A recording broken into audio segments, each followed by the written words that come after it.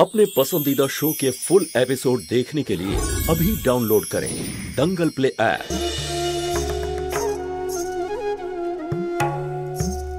আমি নিয়ে আসবো দিদি। আমি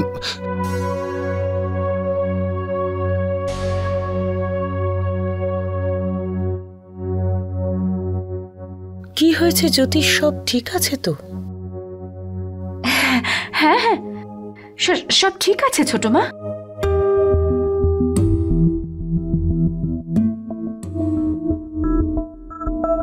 আমার তো ঠিক মনে হচ্ছে না।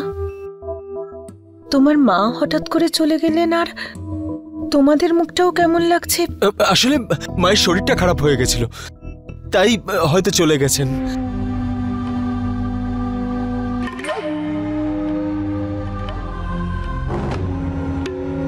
ডোন্ট ওয়ারি জ্যোতি, পরিবারে ছোটখাটো ঝামেলা লেগেই থাকে।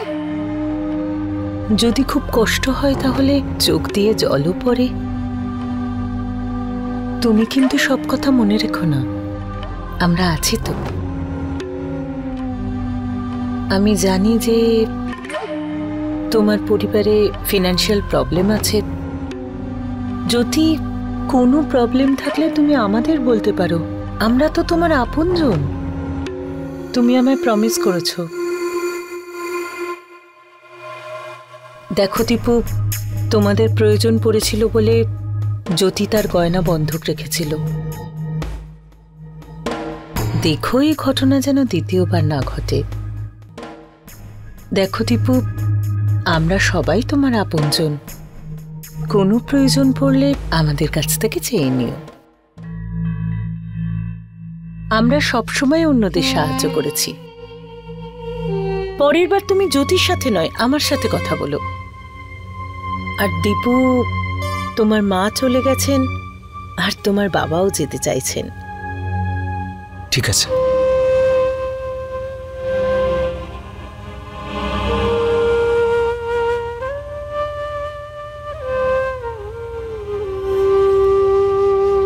চলো জ্যোতি।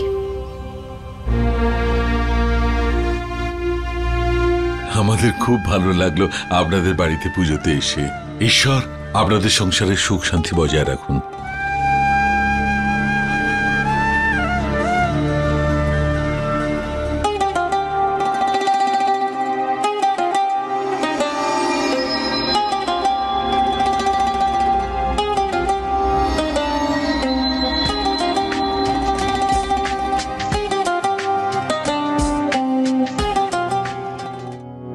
হ্যাঁ, আমি গিয়ে ছেড়ে দিয়ে আসছি।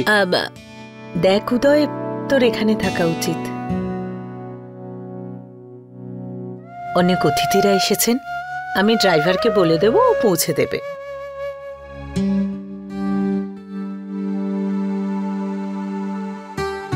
দীপু বাইরে ড্রাইভার আছে, রাম সিং, ওকে বলে দিও ও তোমাদের। প্রয়োজন নেই আন্টি। তাছাড়াও উদয়বাবু সকালবেলা আমাদের নিয়ে এসেছিলেন। এখানে বাইরে অনেকগুলো অটো দাঁড়িয়ে আছে, আমরা একটা করে চলে যাব। কিন্তু বাবা, ওই দীপু একদম ঠিক বলছে দাদা। আপনারা নিশ্চিন্ত থাকুন, আমরা ঠিক চলে যাব। আপনাদের আরো অতিথিদের দেখাশোনা করতে হবে।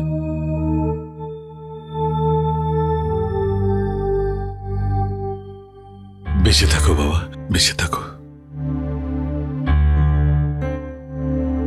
বেঁচে থাকো বাবা, বেঁচে থাকো। আচ্ছা দাদা, আমরা আসি।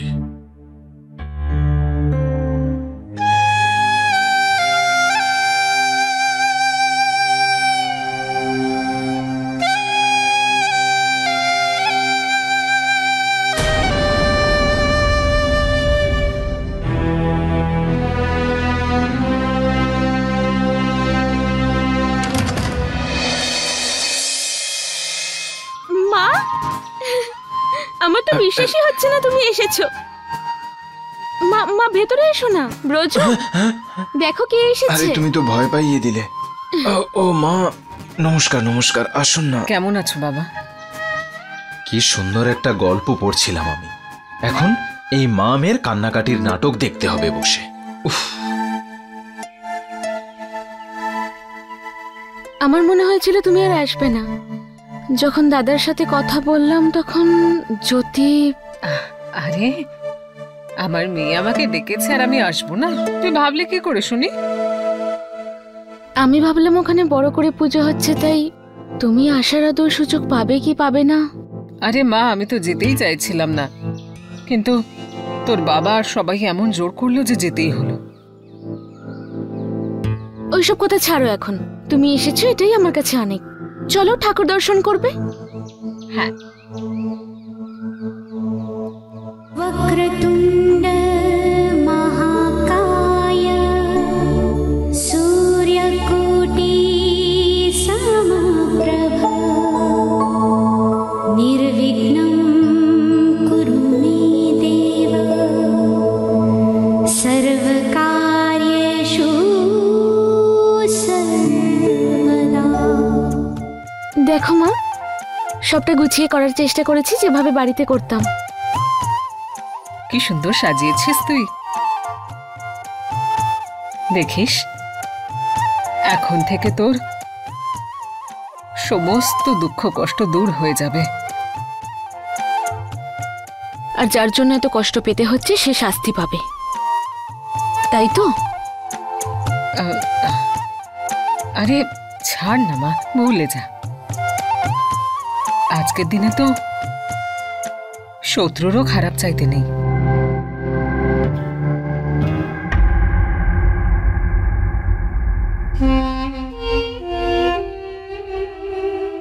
তুই বল, ব্রজর শরীর কেমন আছে? এই চিকিৎসা চলছে মা। না বাবা, দেখো সব ঠিক হয়ে যাবে। সুষমা তো এখন কাজ করছে। হ্যাঁ মা, আশা তো করছি সব ঠিক হয়ে যাবে। বেচারিকে আমার জন্য ওভারটাইমও করতে হচ্ছে। ওর বস বলেছে যে ওভারটাইমের টাকা আলাদা করে দেবে, তাই না সুষমা?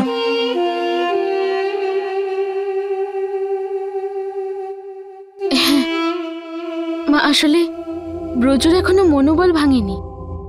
আজও সমানভাবে আমায় সঙ্গ দিয়ে যায়, কখনো কখনো শোতেও চায়ও। এ তোমার কেমন বিচার ঈশ্বর! এক মেয়ে টাকা পয়সা জোগাড় করার জন্য হন্যে হয়ে ঘুরছে, না জানি কি কি কাজ করছে। আর জ্যোতিকে দেখো, নিজের ঐশ্বর্য সম্পত্তি দেখানোর জন্য টাকা পয়সা ওড়াচ্ছে। কেন ভগবান? মা, কি ভাবছো তুমি? আর হ্যাঁ, তোমার জন্য আমি প্রসাদ ছাড়াও আরো অনেক কিছু রেখেছি, না খেয়ে কিন্তু যেতে পারবে না তুমি। এত ভালোবেসে তুই বানিয়েছিস, তাহলে না খেয়ে তো আমিও যাব না। দাঁড়া, হাত পা ধুয়ে আসি। দেখলে, আমি বলেছিলাম তো মা নিশ্চয়ই আসবে। হ্যাঁ, ঠিকই বলেছিলে তুমি, দেখলাম তো আমি। কিন্তু বোধহয় তুমি একটা জিনিস দেখোনি। উনি যাই বলুক, যত ভালোবাসা দেখান না কেন, কিন্তু উনি প্রথমে ওনার নিজের মেয়ের কাছে আসেননি। প্রথমেই উনি চলে গেলেন ওনার সৎ মেয়ে জ্যোতি বশিষ্ঠর বাড়িতে। আসার সময় রাস্তার মধ্যে এই গরিবের বাড়িতে একটু ঢু মেরে গেলেন আর কি। ঠিক করলেন না, এটা ভুল করলেন।